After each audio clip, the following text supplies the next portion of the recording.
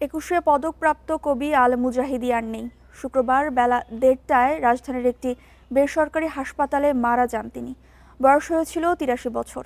শুক্রবার বাদ এশা তার প্রথম নামাজে জানাজা অনুষ্ঠিত হয় ঢাকা বিশ্ববিদ্যালয়ে।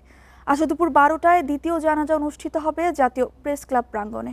পরে কেন্দ্রীয় শহীদ মিনারে সর্বজনের শ্রদ্ধা নিবেদন শেষে মিরপুরের শহীদ বুদ্ধিজীবী কবরস্থানে হবে দাফন। কবি আল মুজাহিদির মৃত্যুতে শোক প্রকাশ করেছে প্রধানমন্ত্রী তারেক রহমান।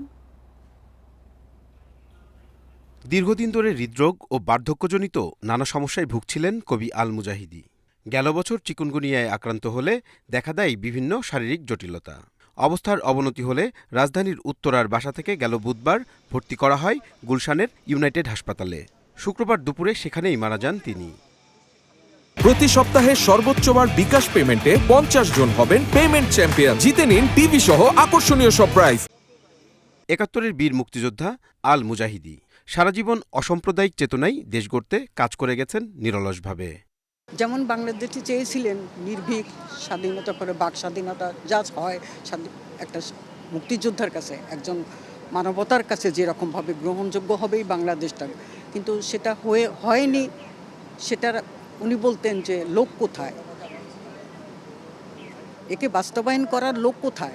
কবিতার পাশাপাশি উপন্যাস, ছোট গল্প, অনুবাদ ও শিশু সাহিত্য রচনার জন্য বিশেষভাবে সমাদৃত আল মুজাহিদি দৈনিক ইত্তেফাকের সাহিত্য সম্পাদক হিসেবে দায়িত্ব পালন করেছেন দীর্ঘদিন। সাহিত্যে বিশেষ অবদানের জন্য ২০০৩ সালে পেয়েছেন রাষ্ট্রীয় সম্মাননা ২১শে পদক। অনেকদিন এই শূন্যতা থাকবে বলে আমরা মনে করি। এই শূন্যতা খুব সহসায় পূরণ হবার নয়। আমাদের সঙ্গে যতখানি বাবা, তার চাইতে উনি অনেক দেশের মৃত্তিকার কবি। দেশের আমি ছোটবেলা থেকে এই পর্যন্ত সবসময় দেখতাম, তাকে বলতে শুনতাম যে বাবা, দেশকে কিন্তু বাঁচায়। কর্ম তাকে বাঁচিয়ে রাখবে। আমাদের একজন সহকর্মীর শুনি বাবা নয়, উনি একজন জাতীয় মানুষ, উনি একজন জাতীয় কবি। আল মুজাহিদির জন্ম ১৯৪৩ সালে টাঙ্গাইলের গোপালপুরের নারুচি গ্রামে। ১৯৬৬ সালে সমাজবিজ্ঞানে এবং ১৯৬৭-তে বাংলা ভাষা ও সাহিত্যে ঢাকা বিশ্ববিদ্যালয় থেকে স্নাতকোত্তর শেষে কর্মজীবন শুরু করেন দৈনিক ইত্তেফাকে। রাহিনুল ইসলাম রিংকু, ইন্ডিপেন্ডেন্ট নিউজ, ঢাকা।